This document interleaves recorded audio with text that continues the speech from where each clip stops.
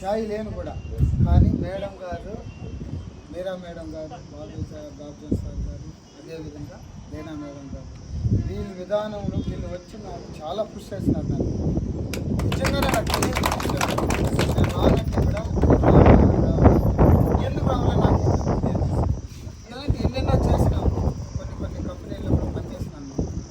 తీసేది, అమ్మేది, పనిచేసినాము. వద్దురబ్బ స్వామి అంతా చేసేసి అలసిపోయినాము. డబ్బులు ఖర్చు పెట్టేసినాము.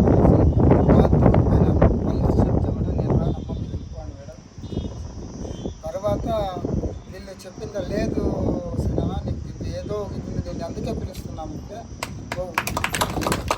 నా నుండి ఏదో ఒకటి జరగబోతుందంటే నాకన్నా కావచ్చు, వాళ్ళకన్నా కావచ్చు అని ఆలోచించింది.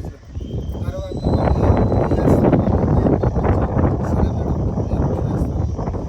నాకు తెలియదు కదా, నేను ఏదో మీకు చెప్తే మీ గైడెన్స్ వల్ల నేను వస్తూ ఉంటాను. కానీ నాకు మధ్యలో నేను వాస్తవం చెప్తాడు, చెప్పాలి కాదు. తర్వాత నేను జాయిన్ అయిన తర్వాత నా వెంట ఇద్దరిని జాయిన్ చేసుకున్నాను. గుంటూరు క్వాలిఫై అయినా సార్తో ఆ రోజు కూర్చున్న తర్వాత సారు నరేష్ గురించి తీసుకోవచ్చు.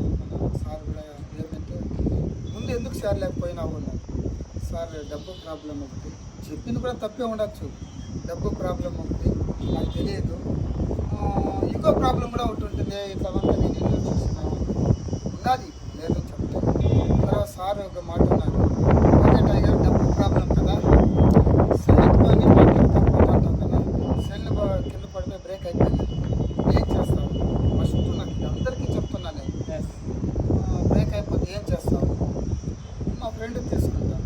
ఓకే, మా అమ్మ నాన్నతో ఒక నాన్నదుండ తీసుకుంటాను. ఓకే, నెక్స్ట్ ఎన్ని రోజులు? 2 రోజులు, 4 రోజులు, మళ్ళా ఏం చెప్తే ఆడపట్టుకుంటాడో అనేది నాకు లోపల భయం. లాస్ట్కి ఏదో అప్పు చేసి ఒకటి కొనుక్కుంటాను అన్నా. కొంటావా? అప్పు చేస్తావు కదా, ఆ అప్పు దీనికోసం. లైఫ్ అనేది మీకు దీంట్లో ఉంది. ఓకే గురుజీ, సారీ నాకు తప్పయింది, నేను ఇంకెప్పుడు ఇట్లా ఇది చెప్పను అనేసి అప్పుడు దిగినాను. దిగినాను ఈ సార్ ఇచ్చిన టార్గెట్లో మనం దీన్ని విన్ కావాలనేసి పెద్ద టార్గెట్ చక్ర విన్ అయినాము. ఒకటి మిస్ అయినాము.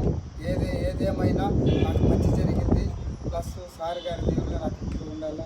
నేనే కాకుండా నాకు ఎప్పుడు ఒక బెమ్మ ఉంటుంది. నేను ఒంటరిగా పోవాలని అనుకుంటున్నాను. అందరికీ చెప్తున్నాను, వాస్తవం ఉంటుంది. నాకు ఎప్పుడు అలా అవనించాను. ట్రస్ట్లో పనిచేస్తున్నాను నేను 12-13 సంవత్సరాలకి. ఒంటరిగా పోయి నేను ఏది చేయాలా నాకు అట్లా ఉండదు. నాకు కూడా 10 మంది ఉండాలి.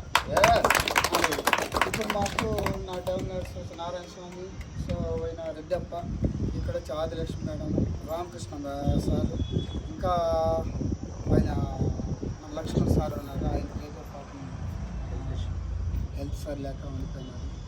ఆ విధంగా వీళ్ళని నేను థాయిలాండ్ విన్ అయినా, బ్యాంకాక్ విన్ అయినా నేను కూడా పోలేను. నేను వాళ్ళకి చెప్పాను, కావాలంటే మా వాళ్ళు నేను వెళ్ళలేను, మీరు నా వెంట ఉంటే నేను వెళ్తాను. చెప్పి వచ్చాము. ఇంకా కూడా నేను థాయిలాండ్ విన్ కావాలనేది నేను కోరుకుంటున్నాను. అసలు నాతో కూడా మీరు కూడా అందరూ వెళితే బాగుంటుంది. నాకు ఇది నా టార్గెట్. పలమనేరు నుంచి ఒక ఫ్లైట్ వెళ్ళిపోవాలి. వాస్తవం చెప్పండి. సార్ 10 మంది వచ్చారు, ఈసారి ఫ్లైట్లో సగం మొత్తం కావాలా? మా పేరు సార్కి అక్కడ గుంటూరులో కూడా మా పేరు పిల్లలాడ. ఆల్రెడీ నిలబెడుతున్నారు మీరు, ఇలానే కంటిన్యూ చేయండి. కదా శ్రీనివాస సార్ ఎక్సలెంట్. మాటలు రావట్లే, మాటలు వర్క్ చేసే వాళ్ళకి వచ్చేస్తాయి ఆటోమేటిక్గా. సార్ పని మాట్లాడుతుంది, పనితో పాటు సార్ కూడా మాట్లాడతారు. రేపు ఇంకా ఎక్సలెంట్ ట్రైనింగ్ కూడా ఇస్తారు.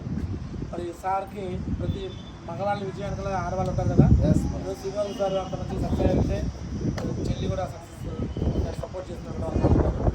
సూర్యక మేడం చెల్లి కోసం మీకు చెప్పండి, మీ సార్కి ఇలానే సపోర్ట్ చేస్తానని, డైమండ్ దాకా వదిలిపెట్టమని చెప్పండి.